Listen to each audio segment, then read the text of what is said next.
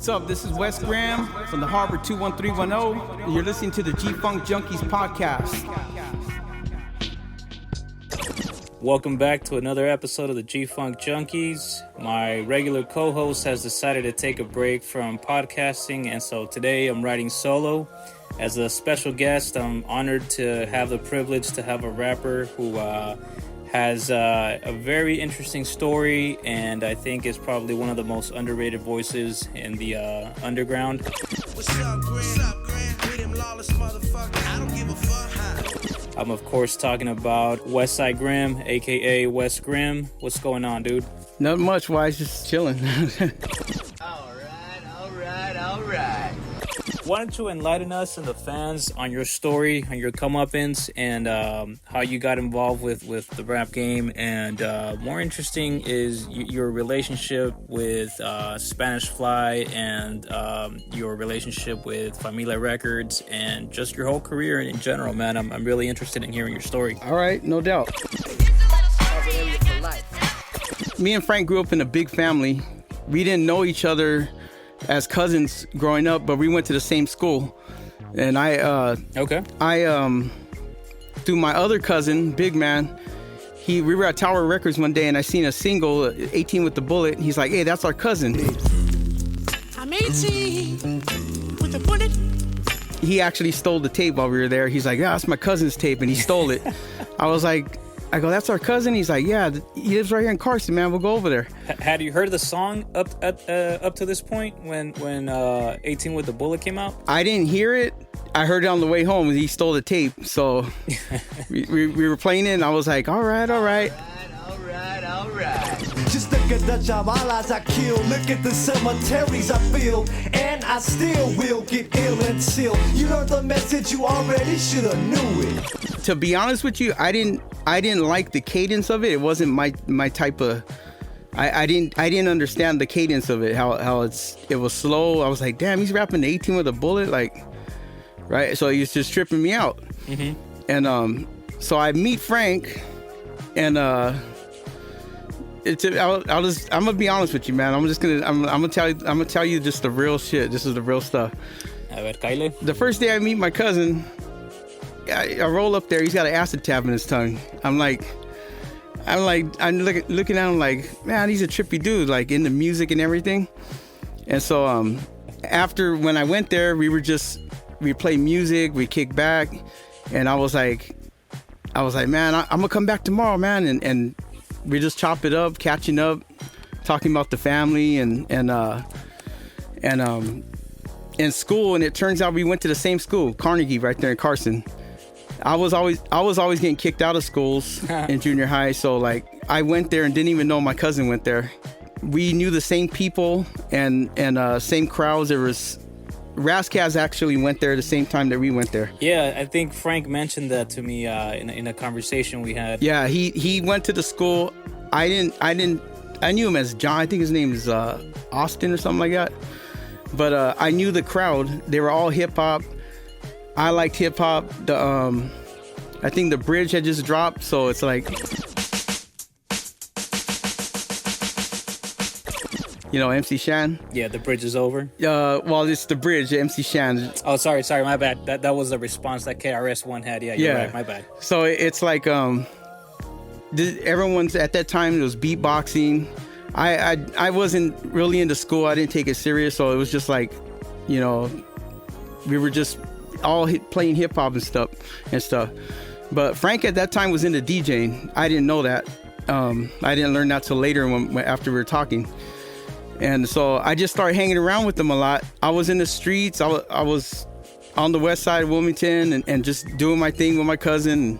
We were in the projects, and when nighttime or when if things got hot, I just go to Carson, kick back with Frank. We play music, and I was like, man, this is cool. Like he had turntables and he had just got a 4-track.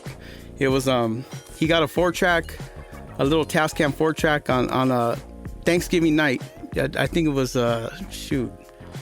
91 or 92, and he was mixing Look Over Your Shoulder, mm-hmm. and he had Just Ice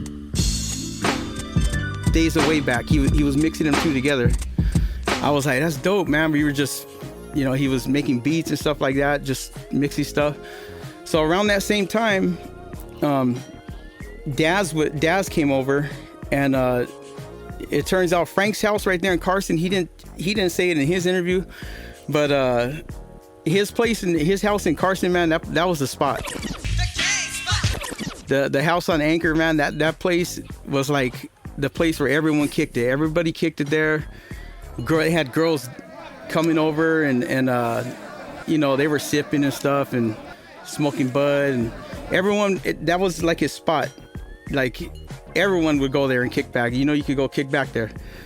All right, so I'm a little curious, man. Like, you being from Wilmas and your cousin out in Carson and all the rivalries around, I mean, were tensions always up in the air? Or, I mean, was it always cool with you guys? Or what was that situation like? Well, where he stayed at, we knew that at the time when we go over there, we knew that a couple blocks down, you know, that was like where Carson's hood was.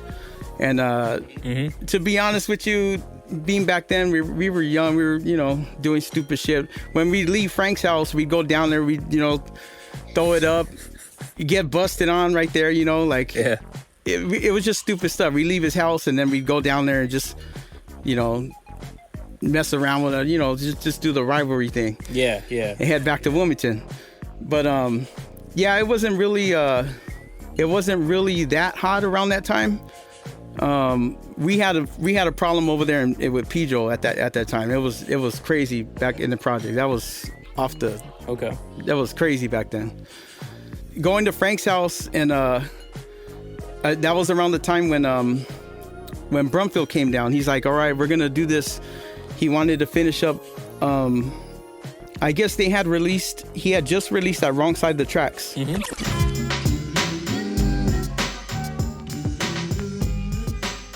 That was another tape that came out with Rich Rock on the cover. Yeah. So I started seeing these singles pop up at Tower Records. I was always at Tower Records. And so it's like, you see the Tequila one, and then we were at the swap meet, we seen the Wrong Side of the Tracks. And so Brumfield wanted to finish up he wanted to actually finish recording for that Trust No Man album. Okay. It's because, and I'll just add this in here. When Frank says that Rich Rock was a real MC, the first time I met Rich Rock, the first time I met him, and this is like one of two times that I met him. So this time I pulled up to Frank's house, and he was there, and I was like, all right, man, this is the Orderly Ese guy, right? I was gonna, you know, mess with him. And so I go, hey, man, I'm an MC, man. And he's like, and Rich Rock, you know the way he talks, he goes, oh, for real? And he's a trippy dude. Did he say, hey, man, that's stupid? I was telling Rich about it. He was like, what? That's stupid. That's the way he would talk. That's stupid. Or no? No, the way he would talk, he was a trippy dude. He's like, what? You rap? Like, he was a trippy dude. So he sat in the back. I go, hey, I got a joint, man. Let's smoke a joint. And I go, let's battle, man. Let's battle. So he sat in the back seat, of my car, a little bucket I had, and I had the Ghetto Instrumental, right, by Too Short. And I go, all right, man. I go, you go first. He's like, nah, man, you go. I was like, go, man. I need to hear what you sound like. Man, I thought he was gonna rap like the 18 with a bullet. He just came off with some dope ass. He was flowing to that beat. I wasn't expecting that, and I was just nodding my head, and I was like, all right, man, all right. And he's like, you go now, man, you go now. I mean, his rap was dope. It was dope. I was like, man, I'm not a rapper, man. I go, I'm a gangster, man. I ain't no rapper, man. And he's like, oh, that's fucking whack. And he's, let me get that joint. So I gave him the joint, and he just took off. He got out of the car and took off. He's like, this is whack, man. And he took off. And so I didn't see him again until they started talking about doing the album and releasing the Trust No Man. and Brumfield books time at Paramount Recording Studios. I never been to a studio, but I'd be like, come on, let's roll, and I drive him out there. We went to Paramount, and that night they tracked that what was it? The murder going on in the area. Frank was adding all the scratches. Now he had a ton of stuff he added to that track. Okay. And I look, for the record, I was there in the studio in the Spanish Fly documentary. We'll get to that, but the only thing that from me that made that documentary was my hand. I was throwing a sign up, right? So I was like, we'll get to the reason why that. Okay.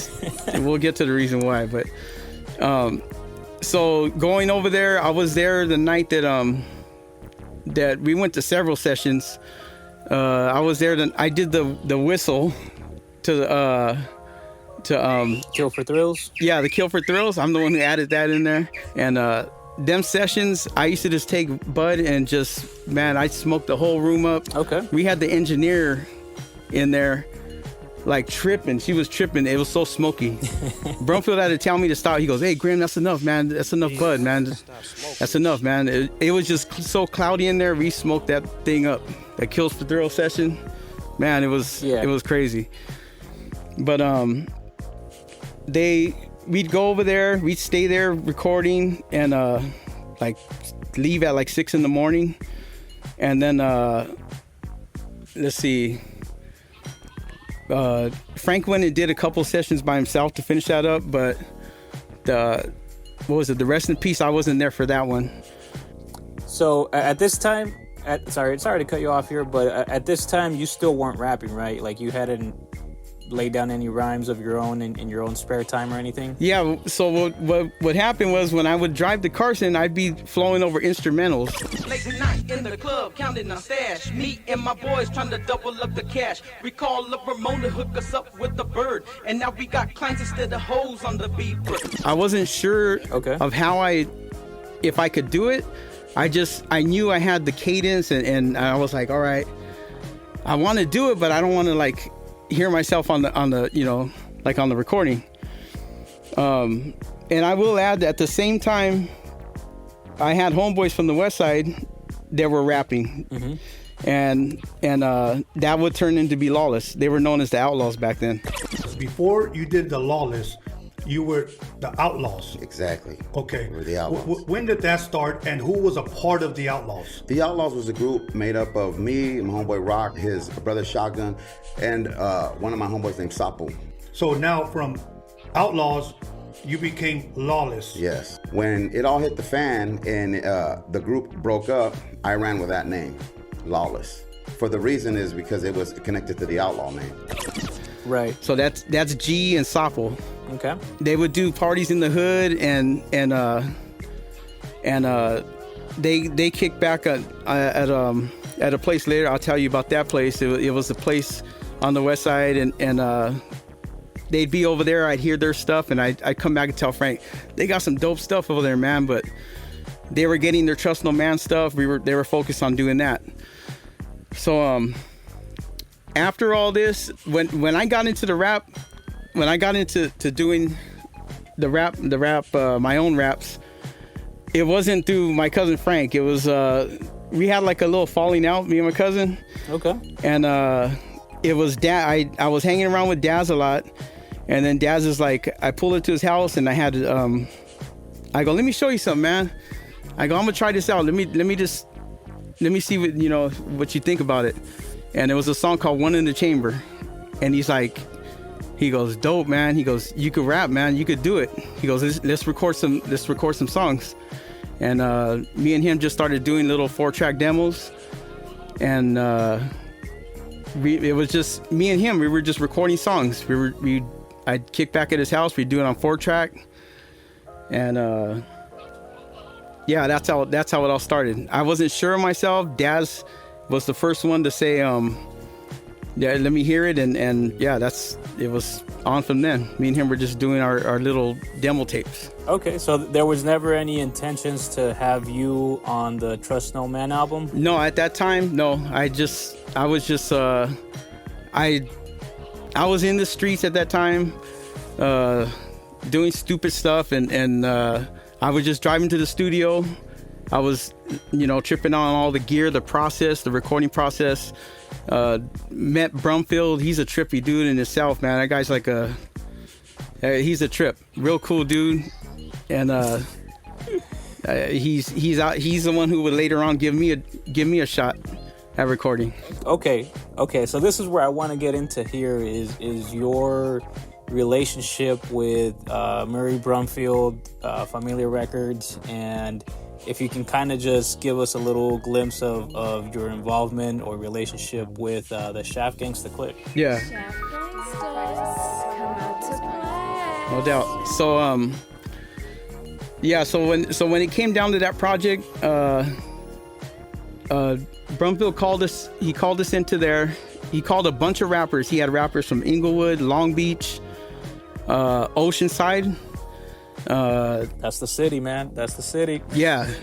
He had 2-Man Loc from San Diego, and I forget the other dude, but we were all Too Tall, I think. What was it? I think it's Too Tall. There you go. From yeah, I think that's that. It's on the Westpresentin Westside Riders. Yep. Cause I'm that outside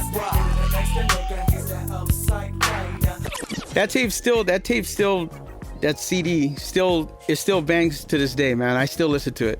That was a hard. I agree. That shit was hard. I agree 100%.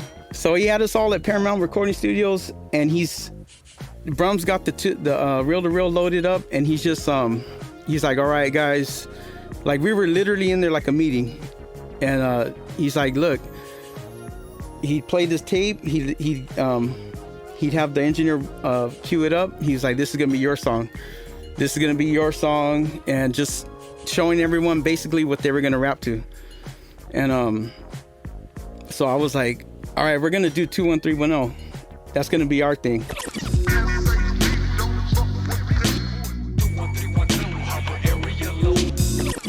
And so Daz did most of the production on the album. In case you didn't know, he did most of all the songs on there. On the Westpresentin? Yeah.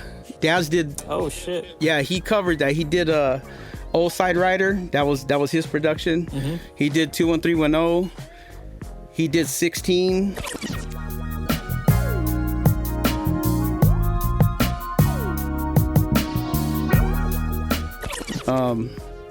And I forget what other one. He did most of the production. I mean, Night Owl stuff was his, of course. Mm-hmm. You're not my homie, you don't even know me, you better get back. The night I was equipped with the clip that I bring to the battles I'm in, so you know I'ma win. And First Amendment, I believe their name. They're from Inglewood. That's Mac 10's group. Yep. Right before he went solo. My music was growing. Okay. Like I was in a group called First Amendment, you know what I'm saying? And like First Amendment, okay. Yeah, and like my music was growing. Like my popularity was growing. So Brum had them locked in way before. Like he had them, Brum had a knack for like meeting artists, and he had his ear to the street, definitely. We had First Amendment, which was 5 guys in the group, all from Inglewood. And Mac 10 was actually in that group. Really? So yeah, before he was with Q, he was in that group. Okay. And then the Westpresentin, Mac 10's first song is on Westpresentin. Okay. The West in Peace compilation. Okay. I'm crazy ass nigga from the ING. Now who I claim to be? No motherfucking Mac G. A young player from the WWOD. The straight gangster. At one point, he even had the Dove Shack. Really? Before Warren G. Wow. Yeah, Brum had them, and he was working with them, and then that's when like Warren G just blew up. Next thing you know, they went with Warren G. Damn. But Brum had them first originally. He was gonna put them out on Familia. That's crazy. Yeah. So okay, on that album, if you don't mind me asking, because I'm really curious how like this hasn't been more of a talking point in terms of like Chicano rap and shit. But Brown Pride, they're on that same compilation with you guys on that shit. Like, did you guys ever cross paths? Was Murry Brumfield aware of the tensions between your neighborhood and theirs? Like, what was that like? So Brown Pride, obviously, you know, they're from the east side of Wilmington. Ride, slip and slide, and then glide in the G. When I throw up the W for the West Coast, the East for the town, where I throw down. And yeah, they were the same time the Spanish Fly was doing theirs. He was working on their album too. They were getting their stuff to put out. But I met him, and we were just like, when we were in the studio, it was a different vibe. We were just, you know, we were like, we're from Wilmington. We're out here. We're just trying to, you know, do music. And so they were cool. Pep and I believe Tone, the other guy. Aztec, Tone, and what was the other guy's name? There's like 4 of them, wasn't there? Yeah, one was the DJ, like he was like a bigger dude, but he was the DJ. Jammin' J. Yeah. There you go. Jammin' J was the DJ, right? Yeah. And we actually, we done a show up in Santa Maria with them. Well, Spanish Fly did. And they're real cool dudes, man. They were cool dudes. One of them was married at the time, so he was like, you know, he was just trying to get his record out. And but they did that song. I'm not sure if Daz did the beat to that. I'm almost positive he did. I'm almost positive he did the production. Daz did pretty much that whole Westpresentin CD. Damn.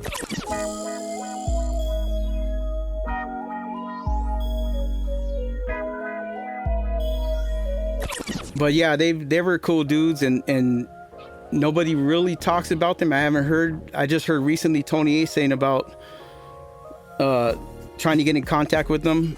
You know, they should be talked about. I mean, they had their record out and they're Westpresentin. Yeah, definitely. You know, I was, and again, I was talking to your primo a little while back, and he, I asked him about Brown Pride, right? And because I think he had mentioned something about that he was on a personal level with 1 or 2 of them. And so he actually sent me the info for one of them. So I'm trying to get them on here too, because I want to hear their story. I think, you know, their album is pretty interesting. I think it was a little ahead of the curve for the time that it was recorded. And so, yeah, I mean, you guys have a lot of history, a lot of interesting shit that was happening in the Harbor area. And, you know, just, I think that there should be a lot more in-depth discussion about, you know, the artists and their contributions to the game, because it definitely made an impact in my upbringing. You know what I mean? Yeah. It was a trippy time. It was just these little group. It was like these little cliques that would wind up putting this music out. It was good to be part of it. Yeah, no, definitely. I've always been a fan, and you know, as I'm getting older, I'm realizing that a lot of this shit from the '90s really aged well. You know, yeah, it's aged gracefully. Now going back to that 21310 track, man. I'm giving a mad ass fuck. You're fucking around with the Westside Grim, who has the mind of a nut. Me and that's a dad, strictly creeping up on the prowl, rising to the top, and ain't no stopping us now. That was the first time I heard you ever. Yeah. And that's been one of my favorite, you know, I'm gonna call it a Spanish Fly track, because that's how I first came up on that, you know, back in like, fuck man, I must have been like 16 when I heard that. Yeah. So, you know, that was 17 years ago. And yeah, I'm a young cat, by the way. Yeah, I heard that track, and you know, just that snippet of Ice Cube, S says D, don't fuck with them boys. Yeah. And then the 21310, that shit, man. I don't know, it was very well put together. The instrumental was very well polished, but more importantly, dude, like your cadence. I don't know who to attribute your rapping style, because I really like that shit, dude. The part where you go like, even your bitch said the shit was dope, 21310 Harbor area loc, like that. I mean, that shit still sticks in my head. You know what I mean? If I hear that instrumental playing, I'm blasting that shit wherever I'm driving. But tell me a little bit about that song. So this is a trip how this went down, because it was my first time ever rapping in front of people in the studio, everything. Okay. So we had a lot of Little Chill was in the studio the night I did it. The Shaft Gangster Clique, there was a couple dudes from I forget what his name is. Shady was there, and it was Little Chill's homies. They were mainly in the control room. So I go in there, I'm gonna do my verse, and it was like almost 4 a.m. I put the headphones on, and I was like nervous as hell, and I could hear the delay, and I'm looking at them in the control room. Brum's in there, and I just started rapping, and I was like, Brum goes, stop. Wait a minute, JB, cut that beat down. He goes, all right, go back, do it again. Brum did that I'm not lying, Brum did that at least over 50 times. He kept stopping me, and I was like, at one point I was like, fuck this, I'm not gonna do this, man. This is I'm good. This is like it's bullshit, man. He keeps stopping me. I was getting pissed off. Brum was like, he's being the producer. He was instructing me the cadence that I had. Mm-hmm. Brum was like, you can't do it like that, Grim. You can't do it like that, man. You're from the street, man. You can't. Come on, man. You got to do it with more passion. You got to. So he's instructing me how to, do the cadence. So I wasn't just like saying it, because I was reading off a paper at, to a certain point. Yeah. And you could hear the paper crumbling at, he'd be like, go back. You could hear the paper. So it was just like I was gonna give up, and I just seen Little Chill in them in there. Once they heard me do the first bar of it, they were going crazy in there. They're like, "That's dope, man. That's dope." They were like, "That's hard, man." They go, "All right, Graham," because no one heard me rap. It was the first time, and I seeing them go like, yeah, like going crazy in there. They're like, I was like pumped up from that. I'll never forget that, man. I was like, let's do this, man. Let's record more. Let's do this. Okay. And that was how that went down.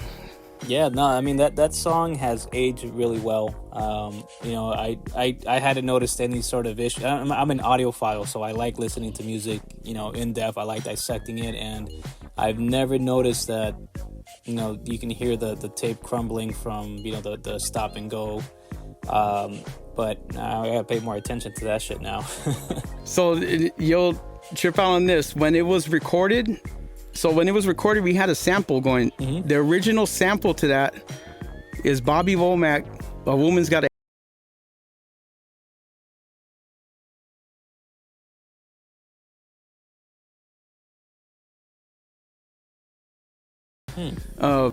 That was the sample. All right, it's from that song. What happened was Brum would bring his Brum had this like big ass keyboard, and Brum was adding that shit in there live. Nice. They replayed it. They had a bass guitar guy that I think his name was Mike Chukes. He'd come in and they wound up taking the sample out. They left the Ice Cube in. They left in case you didn't know, the 21310 it's a song called Just Two Fools by Spanish Fly. I just found that out maybe like 3-4 years ago, because I always in my when I was younger, in my naivete, my inexperience, that shit sounded a lot like ODM, and I was like, why the fuck would it be saying 21310? Like, that shit makes no sense to me, Yeah. And it took me a long time to figure that shit out, that it was from the Just Two Fools. I heard of that. Actually, I take that back. It wasn't a few years ago. It was when Frank released the special edition Trust No Man. Yeah. The one where he does the audio commentary. That's the first time I heard of that, and I was like, that's where it's from, Yeah. Yeah, that single, that's actually when my our uncle Lencho, he started a record label, and he put that out. That single. So yeah, he's the one who put that out. Okay, so going back to that Spanish Fly the Spanish Fly documentary, there's a scene where you can see Daz and you can see Trix, in some type of interview, and they ask him like, "Hey, so you're shopping for a deal or something?" And then I think Frank goes, "No, we already got a deal, you know." Yeah. And he's holding the CD single. Yep. Okay, so that's what he meant. So that was on the Poor Man show. It was a show over here in the OC. You can go on it, Poor Man, and it was actually a channel called KDOC, and they got to go on there, and they did that song live on there.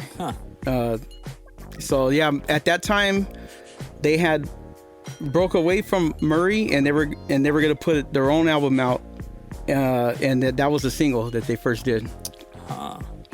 Interesting. Yeah. So from that, when that came, we recorded that, and I'll never forget. It was like 4 a.m. I left out of that studio. We left out of there. The sun was up. I didn't hear nothing no more until it was almost Christmas. I was in the county jail, and I called Daz Collect, and Daz was like, "Hey, that Westpresentin came out," and I was in there, and I was in 9500 at the county jail over here. Okay. I was like, what the fuck am I doing in here? I got a song out, and I'm in here. He's playing it for me over the phone. I'm like, man, I can't. I got to get the hell out of here, man. I got to stop doing this. It was just stupid shit I was in there for, is, tickets and stuff. But I was like, you know what? I want to do this rap thing. I want to get away from the street stuff and just do the rapping stuff. But yeah, the first time I heard 21310, I was in jail, basically, in the county jail. So you hadn't heard the finished product at that point? I hadn't heard the without the loop. Yeah. I just heard just the structure we laid the vocals down. Daz and Brum went in there, and they were they had the guy play over it, tighten it all up, and then all the other songs got recorded. Old Side Rider, everybody was, doing their stuff. I think Night Owl submitted. He already had the song done, and he submitted his in, and First Amendment had theirs already done. They didn't record it with them sessions, but Daz finished all that up with them for the Westpresentin, and I didn't hear about it until I was in jail, and yeah, that was the first time I heard it. It blew my mind. Okay, so question for you. This Westpresentin album is a little different than most of the stuff that Murry was putting out. Because if you notice, like, the track list is like, you got Mexicans, then you got black people on here, and then you got Mexicans. Like, the lineup is kind of like back and forth, basically half and half. Yeah. How well was the music getting received at that time by the people on your label and like on the street? As far as like back then, it was that what Brum was doing what he was doing by that project. The Westpresentin, West in Peace, it says? Yep, West in Peace compilation. Yeah, what he was doing with that, he was trying to unite brown and black. He was doing something that wasn't really, no one was doing that, at that time. Yeah. And to have everyone pretty much we were straight gangsters. Everyone was from a different neighborhood. If you look at the, I think on the cover, it has like different cities. Yep. So he was bringing us together to do this compilation, and they took that. They had that promo picture they put in there, but he had put my name on there, inside there, and I was like, yeah, we're the Shaft Gangster Clique. I see that. Is that you on there? No, I wasn't on the. I was just labeled on there. He had Little Chill, Shady. I think Solo was in that picture. Some rapper named Dick 'em Down, and I forget who else was in that picture. They took that picture another day. They took it a different day. Here, the lineup says that it's Baby Solo, Be Upon, Dick 'em Down, 40 Ounce, Esadez, Westside Grim, Night Owl, Little One, Two Man Loke, Too Tall, Mr. Swift, Deep South Players, Red Rum Clique, Lil Tech, Lil Chill, and is that? I can't read that last one. Tannabo? Yeah. Yeah. So he had us all in there, like labeled in there, because we're the Shaft Gangster Clique. And the intention was to later on, if you go to YouTube, there's some songs by Shaft Gangster Clique. I don't know if they did that with Murry and released it on there, but I have heard songs by these guys. There's a couple guys that branched off and they have like their own stuff, like as the Shaft Gangster Clique. Yeah, I've actually been looking out for that vinyl that they have. That's not because they released a song or two on Familia. Yeah. Like on the Southside Riders Volume 3. Not only is your song there, the 21310, but that song "Rolling with the Shaft," I think that's the name of the song. Yeah. Yeah, so that's on there too. But I'm looking for their vinyl. So were you not officially a member of that, or was that just something that Murry just slapped the name on there just to, because you know how he just kind of puts the name out there and tries to present it a certain way? Yeah, the intention was for me to be part of it. Who was on that hoodlum label? I had a group it's called Shaft Gangster Clique. Okay. So I was like the Shaft of the clique. Okay, we had Lil Chill, okay, 40 Ounce, Solo, Shady T, a group called Dick 'em Down from Watts. And so I produced and sung the hooks, and we had done some rapping on it too. And so we had that kind of like 70s movie sound. Oh, okay. So Shaft Gangster Clique, it's on Westpresentin. At the time, I was in the streets, and I wanted to get away from that stuff, but I was heavily involved in stuff, and so like I would see when he'd come bring the Southside Riders, he had his artist, the artist that was drawing that stuff for him. He'd show that to us, and I actually recorded another song called "One in the Chamber" for Brum, and we were gonna put that out as a single after that Westpresentin, but that never happened. But yeah, I was part of Shaft Gangster Clique, and the intention was we were gonna do more songs, and just things just fell out. They had just fell out. Dude, I feel like this is not only your story like this, man. I'm not sure if you know who GPA is from San Diego, but very similar story to yours, man. Like there's always like this opportunity to get out, you know what I mean, and do something, and when that opportunity is completed, like something happens that sours that situation, you know what I'm saying? Yeah. Like it just never manifests for some fucking reason, and it sucks because it's always dope rappers or people that I think are personally dope, you know what I mean? Yeah. And I just never get to hear more from them.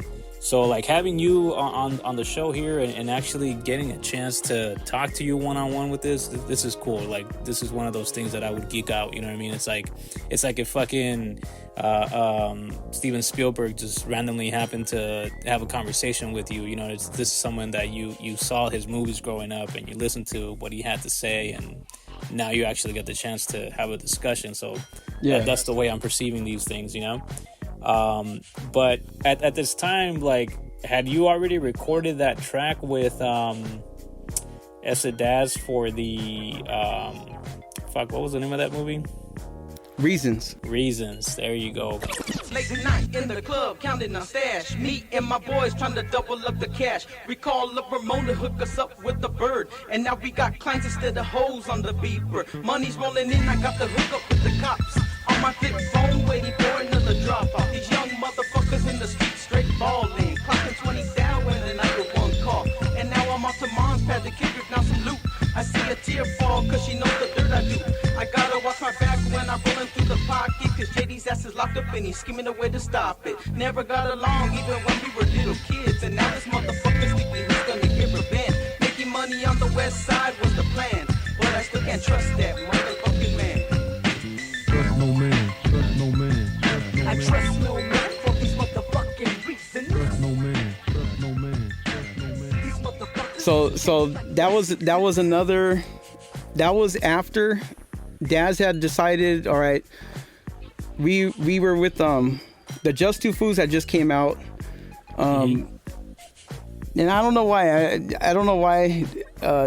Frank and Daz never really talk about it, but they had like a falling out, you know, at that time. When me and Daz were doing our demos, they had a falling out. Yeah, I kind of got that impression when I heard Daz's story on the American Cholo podcast, and then I got a chance to chop it up with your primo here, Frank. So I got that impression that there was some friction, not only with Esther Rich Rock, but with them two as well. Yeah. Certain members just kind of stopped getting along, and because when we finished the album, I pretty much finished it with Toker, and then Rich Rock was a challenge to get him to go too, and it was just Trix wasn't around at the time, and it was because Rich Rock and there was some stuff going on. Right. And Rich Rock wasn't around sometimes, so it was just us two, and that's when I kind of knew.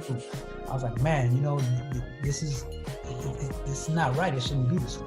But that's when I kind of knew, man. After this album, I don't really know what's gonna happen. Dad, Rich Rock he was out of the picture by then. He was doing his own thing. He just disappeared, and I would see him at that time, like early on. This was early on. There was like East and West Side parties after the alley riots, and I seen Rich Rock. This is the second time I would see him. It was at a East-West party we had in the city. Mm-hmm. And he was just there. He was, standing by a keg. He had his white shirt on, and he was in bad shape. He was already deciding the path he wanted to take. Right. But I was just like, "What's up, man? What's up?" I go, "Let's battle again." And he's like, he remembered. I go, "Hey, I'm Frank's cousin, man. Remember me?" And he's like, "Oh man." He goes, and he remembered. He's like, "Nah, I ain't gonna rap." So he boned out. He just slid off, just disappeared. So when that Just Two Fools came out, and my uncle Lorenzo was gonna put that out, there was they had a falling out. These two, Yeah. And so that's when Daz was like, we were gonna do our own thing, just Esther Daz and West Grim. And so this wasn't going to be 310 Suspects, was it? No, that's going to come later on. Yeah, that's coming way later. There's different level. That's why I'm like, hey, I'm going to tell you everything. I'm going to be honest with you. I'm just going to tell you everything. That comes later on, and all right. So me and Daz are we're doing these demos, and we have songs, the End of the Peace Treaty, we had these. Daz had got a vintage synth rack, and he had just gotten his MPC 60 before that,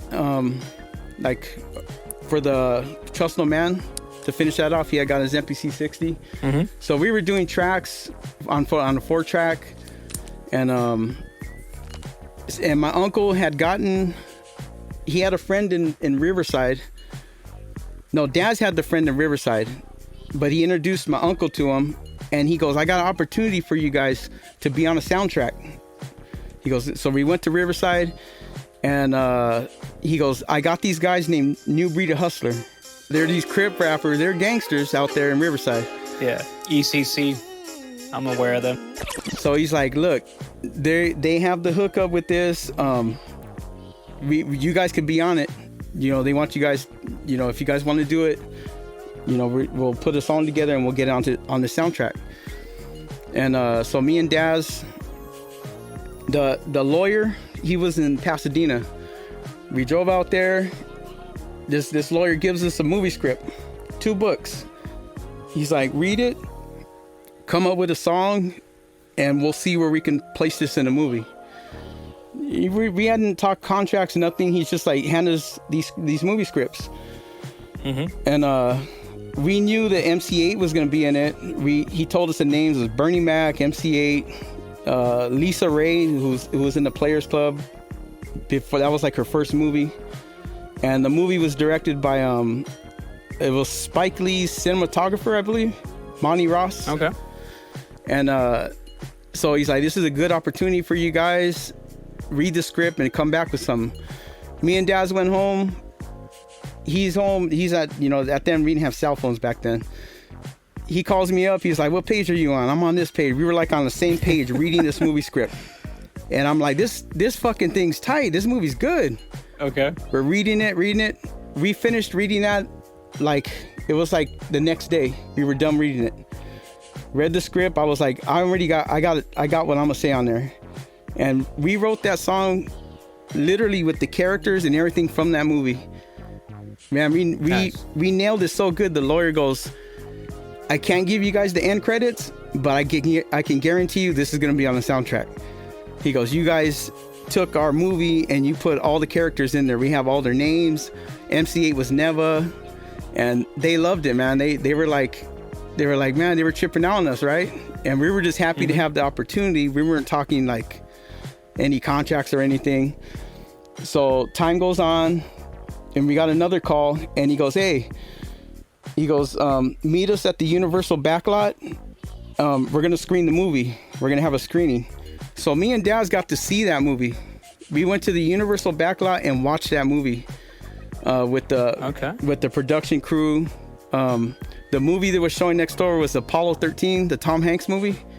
Yeah. So we were screening a movie that wasn't out yet, didn't have a release date, but that movie was coming out that Friday. The Tom Hanks movie. So the movie was good. It was a damn good movie. MC8, that movie, it was a good damn movie. What did your song appear on the movie like itself?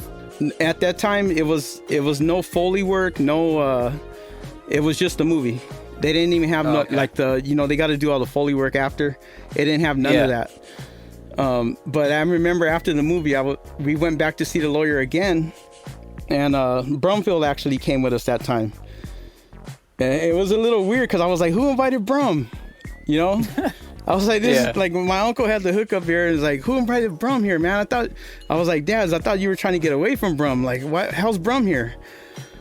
Anyways, we go in the meeting, and we're like, hey, we want to know if we can get the end credits, man. This would be perfect. He's like, I'm almost guaranteeing 8 is going to get the end credits, but we want this in the movie. And that I didn't know what was going to happen, but I do remember Brumfield was talking to that lawyer at the time. And so the next thing you know, it just fell through. Nothing happened. There was a Senator Bob Dole at the time. He was talking about family values. Maybe Bob Dole should run. Bob Dole thinks Bob Dole should. Actually, Bob Dole just likes to hear Bob Dole talk about Bob Dole. Bob Dole. Dolores Tucker was burnt. She was breaking CDs. Gangster rap is this and that. Yeah. And so I thought it was because of that. However, there is no excuse for the continued proliferation of gangster porno rap, such as you've just heard. And it wasn't until recently, like about 2 years ago, I see that it was part of a federal racketeering case with one of the biggest dope dealers in Chicago. Huh. I believe his name's Nate Hill. And the money that that film, they said was made with drug money. So the feds seized it. They seized the cans. Wow. And killed the whole project. And that was our chance to be on the soundtrack, and it was just taken from us. Dude, that would have been major, because like the only other Chicano rap artist that's ever been on a soundtrack for a movie has been Frost. Like that's the only person I can think of, you know? Yeah. Because he had came out with that American Me one before that. Yeah, that he was on that Friday fucking film with Corrupt on the soundtrack. Friday, I think, came out after the Reasons, or I think it was the next year after. Yeah. So if we would have came out with that Reasons, if we would have been like second, he had that first one. But yeah, it just sucks that it happened that way, and it just sucks. That's the way it happened. It just fell through. Damn. So this so what year are we talking about here where this shit is not happening? That was 95. We recorded that song. Okay. We went to Riverside, the New Breed of Hustler studio. All these Crips were in there. They had a nice little home studio, and I had the same experience. They hadn't heard me rap or anything. I started rapping in the booth, doing my stuff, and they're like, "Man, this is tight."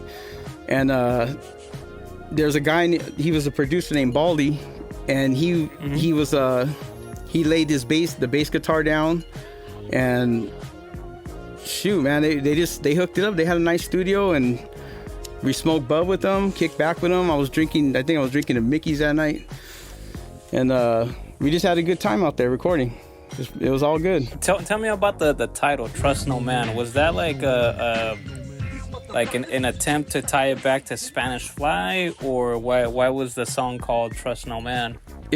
Trust No Man. It was a nod back to the Spanish Fly, obviously. Right. And actually, the part says "Trust no man, trust no man." That's a sample from an interview that Daz did with Spanish Fly. Shoot, like in '91 at a college, some kind of radio station. So he sampled that for that part. But it was a nod back to Spanish Fly, yeah. The Trust No Man. Yeah, no, that instrumental is dope, man. Like, okay, do you have like the full track or what's going on with that? Because I would love to hear the whole thing. I mean, just your part alone, dude, it's dope. Yeah, I have my copy of it. The first verse is a little. I mean, it was on tape, so it's a little chewed up where Daz's verse is going, and then the song is I Have It. I also have the track on my MPC. I have it. Man, you guys need to put that out, man. Just for the sake of it. That's the plan. I'm gonna re-release it. Money's rolling in, I got the hookup with the cops. On my flip phone, waiting for another drop off. These young motherfuckers in the street straight balling. Eventually, that's what I'm saying. I'll get to the part about Daz because this got another level to it, to where me and Daz had a falling out. Oh man. Yeah, so that's what I'm saying. It goes to different levels, man. I don't know when you want to talk about that or how you want to say it, but hey, however you want to put this out, man. If you want to go chronologically with how that happened, I'm more than happy to sit here and listen to that story. All right.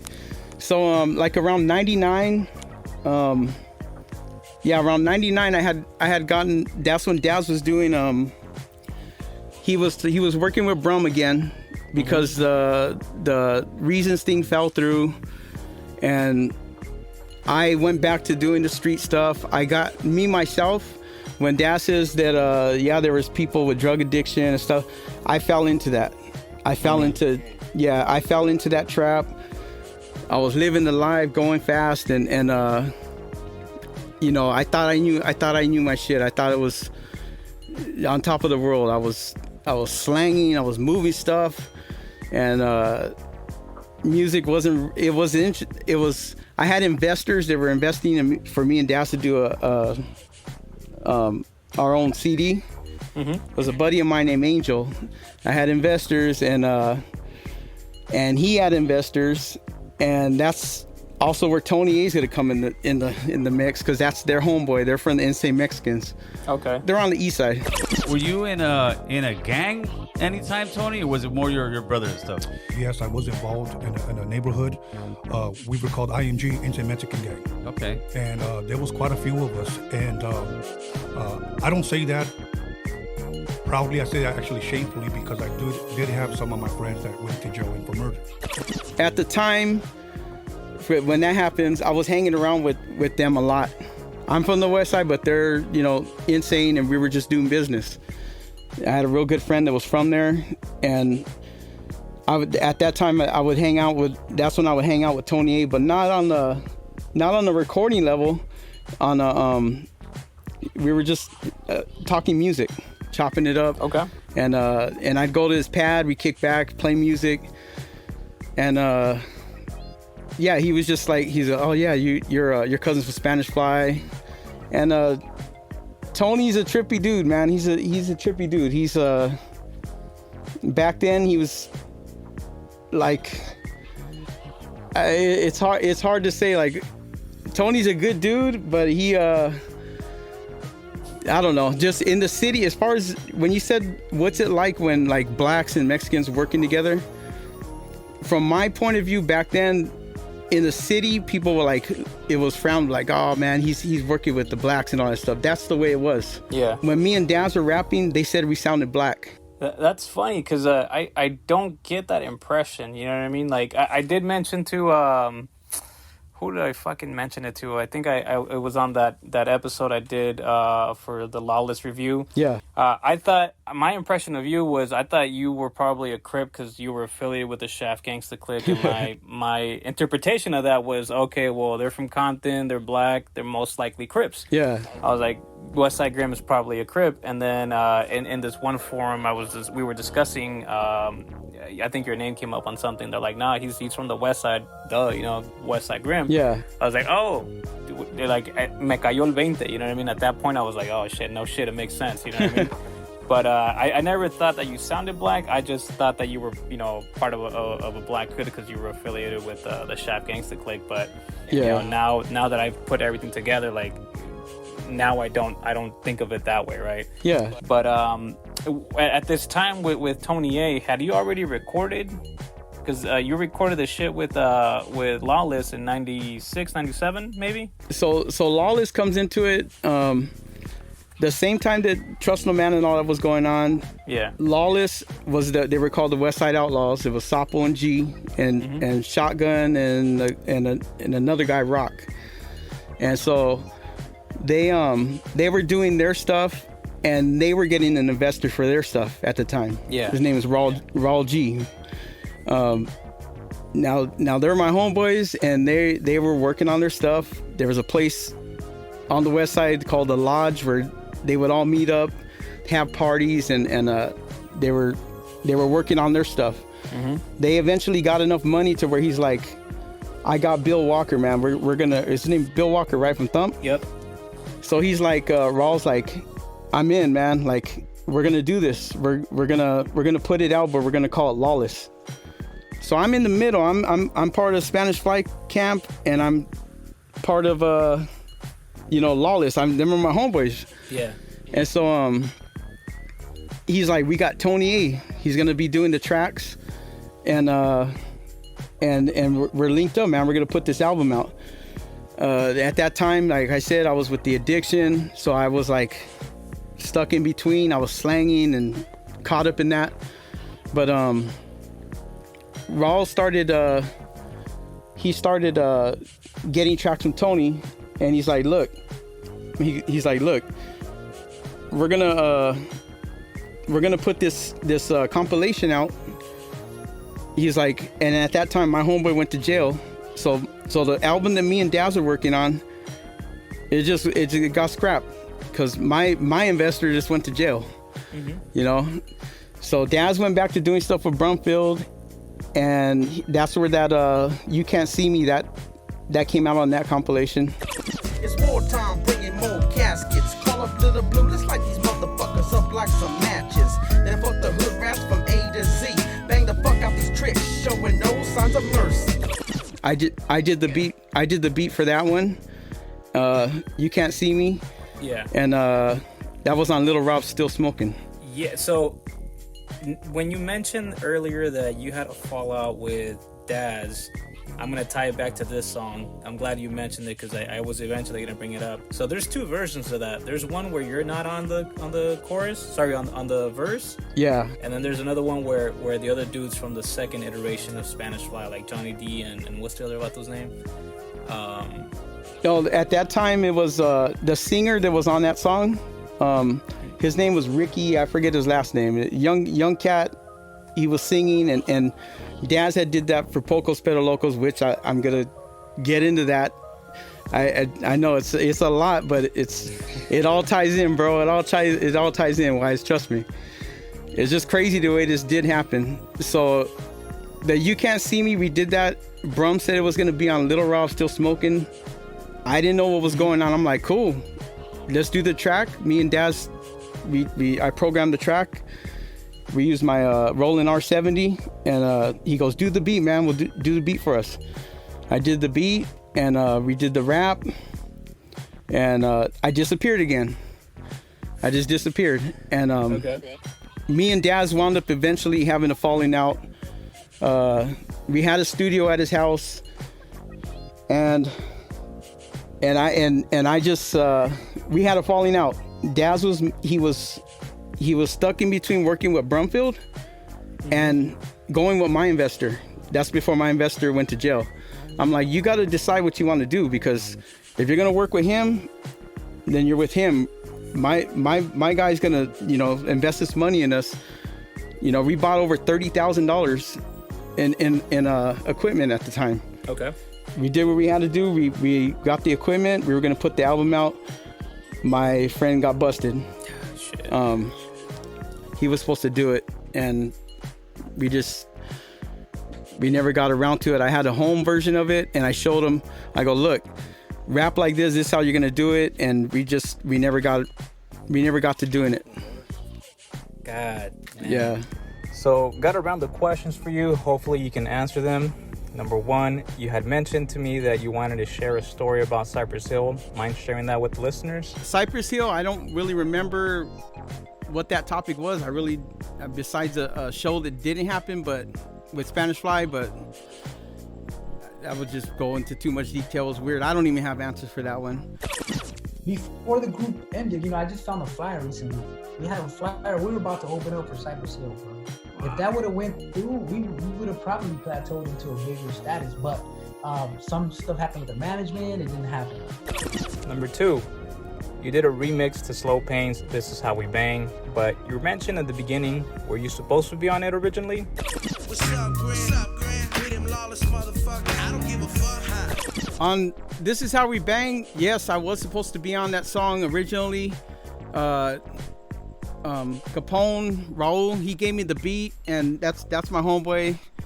He gave me the beat, he gave me the opportunity to be on that song, and Slow Pain did his verse in the studio, and then it was bounced back to me, and I wrote my rap for it, and I was supposed to do my vocals to it, but I had unfortunately what happened was I was hanging around with Tony A at the time a lot during that time, and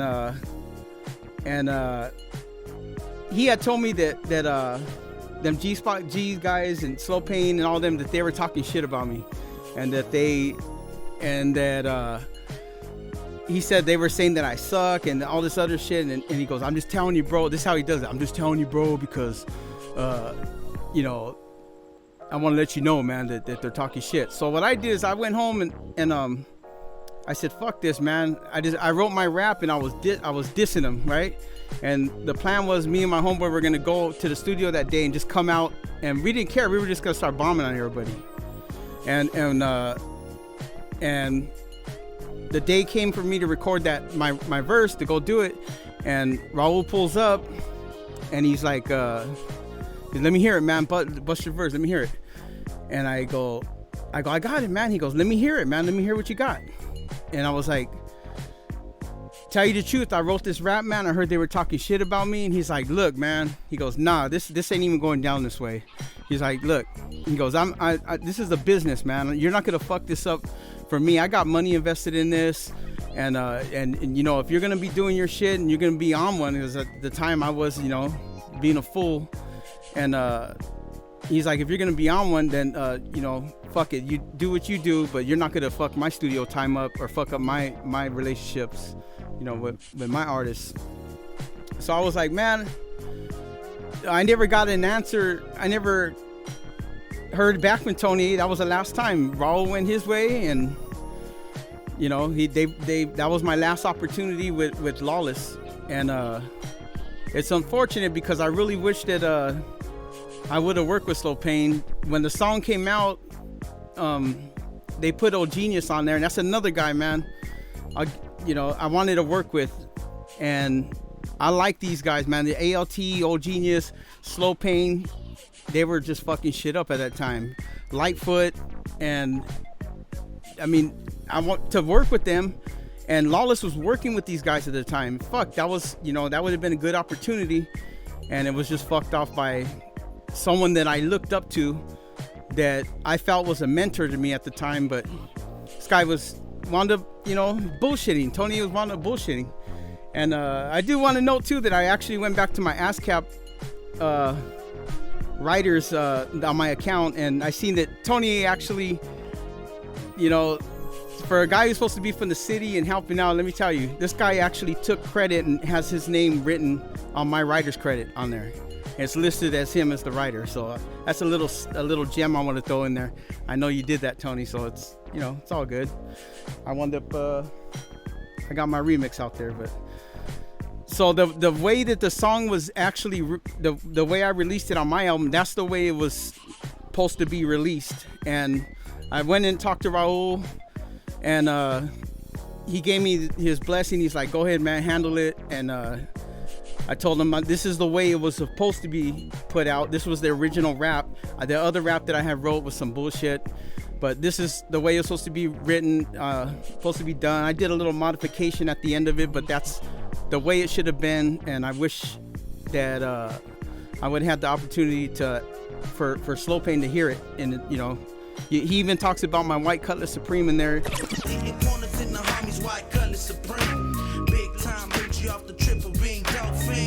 Raul gave him the details. This is the homeboy Grim, and you know, good looking out to him and Lawless for giving me that opportunity, man. I'm not done with Lawless. My boy Tony just got out, and Chichi Yayo from Lawless, and we're looking to do something pretty soon. He's making moves right now, so we're looking to do something. I'm gonna do something with him, and maybe G will be in there. I don't know. So just be on the lookout for that. What are your thoughts on Chicano rap, and do you consider your music a part of the genre? As far as Chicano rap, at the time when I was doing it, when me and Daz were doing it, you know, there was a stigma that dudes were like, man, you guys sound too black, and we didn't. When me and Daz first started rapping, when we were doing the 21310, he really didn't do the like, he didn't do the you know, Spanish words in there. We were just flowing. We were doing raps. He was trying to, you know, we were just doing rap. It was gangster rap. We seen it as gangster rap. And but as far as being Chicano rap, it's labeled Chicano rap now, so it would be in that genre of Chicano rap. But as far as when we initially did it, it was gangster rap. It was G-Funk, and we were just doing it. You know, it was street. We were telling our street stories like street reporters, you know. And here's a list of questions that my homie LT wanted to ask. Number one, what happened to the Kriznak theory, and was that shelved by Sony? When I had put that out, I wrote the story at the time and told what happened between the beefs between, in the description, I said the beefs between the camp and how it broke up. That goes back to the Reason soundtrack. We were gonna have the deal with them. It would have launched off into something, but because of my you know, my choices that I made at the time, my addiction, and I was on another thing. I was in the street life, and that's the path I chose. And me and Daz broke apart, and of course the MPC issue that went through, it just led us to split apart at that time. So yeah, it was shelved because of just we weren't getting along at the time. Number two, are you putting out any Christian music you did for Saving Souls? As far as Saving Soul goes, with Frank, Frank has a catalog of music that's out, and I produced several songs. One Truth Over Time, I did songs on that album under the name, just my name, David Cordova. Frank's, I've done other Young Rick, I've produced songs for him. Me and Frank did a song called What Would Jesus Do? Originally was recorded by me and Twin One. It was our thing, and a friend of ours, Charles, but they stepped aside, and me and Frank took it, and we started doing shows from all the way up Southern California all the way up to Sacramento.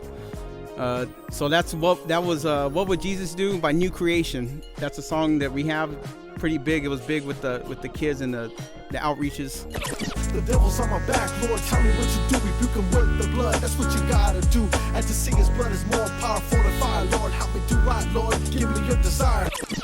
As far as doing future music, I would consider it, but I would just say it's conscious rap. As far as conscious rap, it's just more positive. I don't want I don't want to I actually want to help kids that, like, with drug addiction and stuff like that. There's a lot of people, there's youth, there's people that went through the same thing that I went through, and I would like to, you know, just, you know, give them some kind of motivation. And I actually do that now currently on Zoom. I do it through different meetings and groups. I've shared my story and of my sobriety, and I've done that in Zoom. I've been doing that since the pandemic started. But yeah, as far as that goes, I mean, I would consider it, and I still produce to this day as far as doing beats. Were you on 310 Suspects? In 310 Suspects, yes. It was me, Johnny D, and Daz, Little Blue. After the breakup with the split, when I went my way, after the Reasons thing and the MPC incident, I wound up going to Long Beach City College for commercial recording engineer, getting Pro Tools certified, and that's when I went back to Daz's house and we recorded music there. It was going to be 310 Suspects, we did record songs. We have more songs to go. I have a lot of them songs still, and just be on the lookout for that. And lastly, was Gotcha Going in Circles inspired by The Enemy? Going in Circles was actually a song that was going to be on both Daz's album, it was going to be a Little Blue album, and it was going to be on mine, whoever dropped theirs first.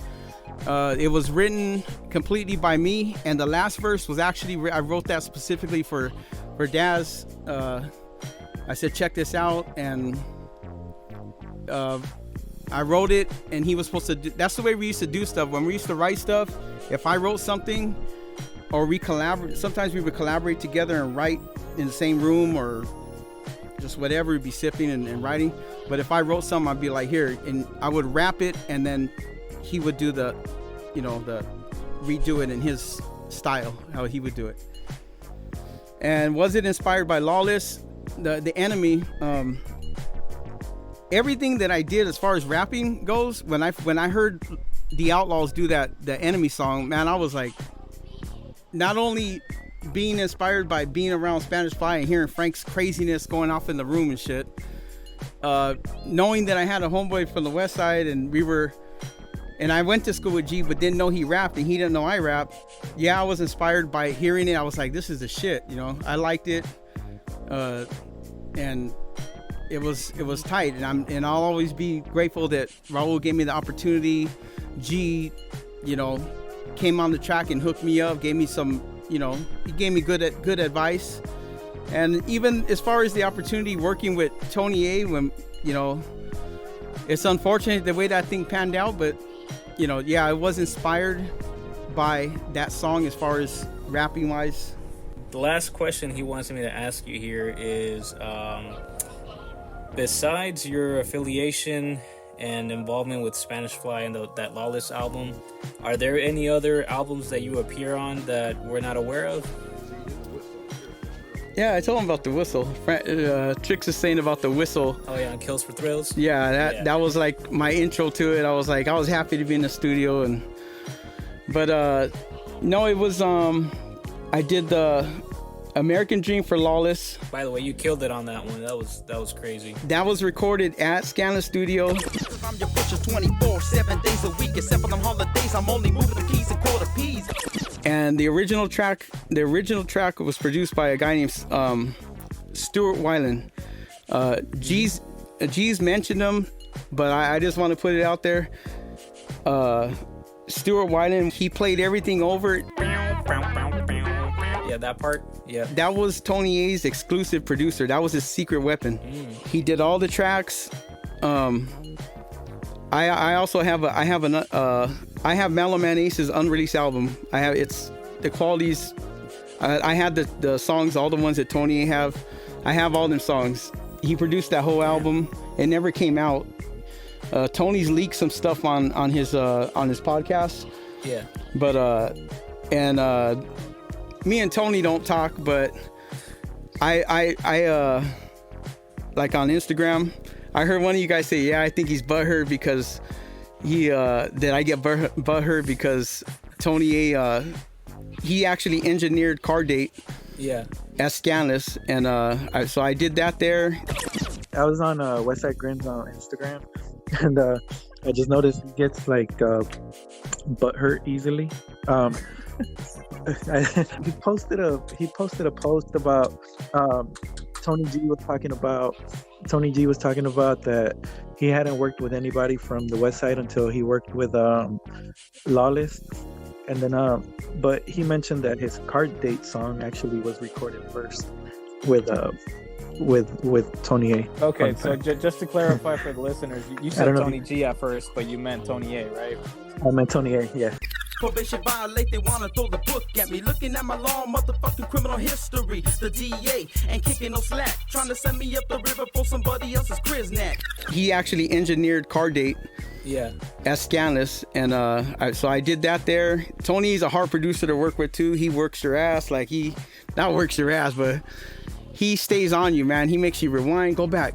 You're not saying it right. Like he's a good producer. Like as far as artists, he's like Dr. Dre, right? In that sense where he's gonna, zero in on that imperfection and make you work it out before you move on to the next bar or something.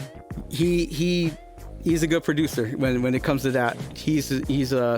He's not gonna bullshit you. He's gonna tell you the truth. That's fucked up, and go back. You got to do it. You got to redo it. But I recorded that. The original vocals I did at Paramount Recording Studios with Daz, and then Raul from Lawless, he goes, "We're gonna put it on bajito."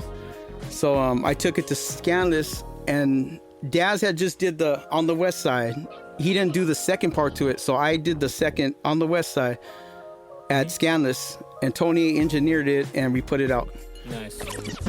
Now I'm on the run, homes, I'm in too deep. Got the motherfucking ghetto chicken following me. I'm just another suspect that they're trying to dissect. Like it was the American Dream. I think I recorded the same night. It was the same night. Nice. Yep.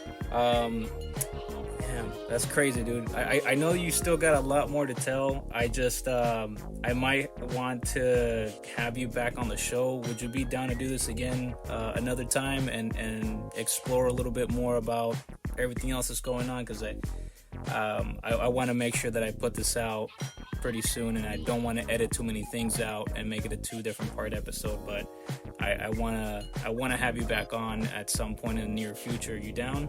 No doubt.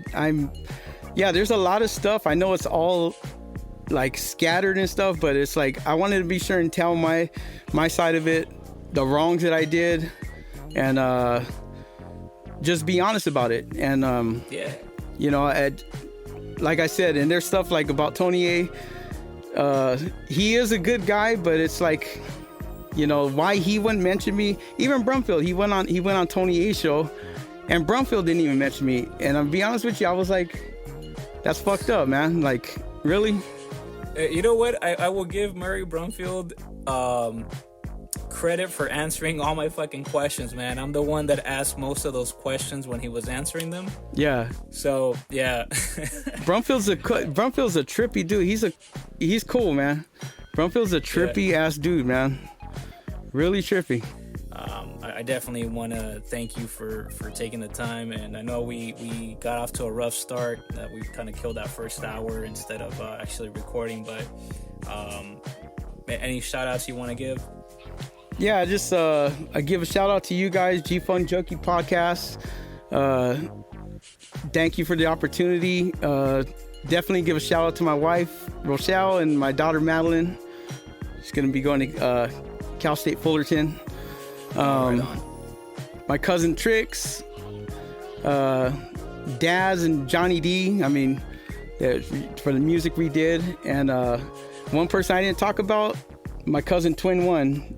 I had him in there, and I was working a little project with him, but shout out to him, and just shout out to the people holding down Chicano rap, which we called Gangster rap. I heard an episode where you guys are talking and saying that it was called Gangster rap. I mean, it was just like street rap originally, but they call it Chicano rap now. So I give a shout out to them and just thank you for giving me the opportunity. That's yeah, for sure, man. I appreciate you coming on and telling your story. I definitely want to hear the remainder of this. So good looking out. Thank you for the opportunity again, guys. I appreciate it and looking forward to hearing it. Thank you. I'm gonna put this out pretty soon. It's gonna take me about a month to go back in and edit. You know, I'm a father, I'm a husband, and individual last. So yeah, no doubt. Sometimes it takes me a little long to put these things out, but you know, I try to put my best effort into crafting this and putting out some quality stuff for everybody to listen to. So be patient. Yeah, the way you guys do it, your format, the way you edit it, I love it, man. It's good stuff. Real good stuff. I like the content. I don't know everything, but I try to do my homework on a lot of people and the music I listen to here. So I appreciate you. Also, we'll talk about this on the next one, but I think it was the other guy. I don't know if it was LT or your co-host. Mm-hmm. He talked about Folsom. Now I had an interaction with Folsom. And you said about Brown and Mexican, how they were saying that they hung out in the city, Dominguez. They were like homeboys out there. Carson. Yeah. And I think Eminem's from Dominguez Hills, right? Yeah. So like. Yeah. My investor, his homeboy, which is Tony A's homeboy. He was gonna actually put out Eminem's CD, or he put it out actually, and Eminem stuff. And but they were like, I met their homeboy in Dominguez, and I almost got to like hook up with them too, but that just never fell through. I wasn't in my thing at that time, but yeah. Oh, okay, man. We gotta definitely. I'm gonna write this one down. I think next time we'll approach this chronologically and see if we can format the story. That'll work. All right. I know it's all over the place, but hopefully you can get the edit, and I know you will get it because you do an awesome job, man. I like I said, I appreciate the content. All right, man. I appreciate you giving us a chance here to tell your story, and we'll continue this another time. So, like I always say, man, just chill till the next episode. Boom.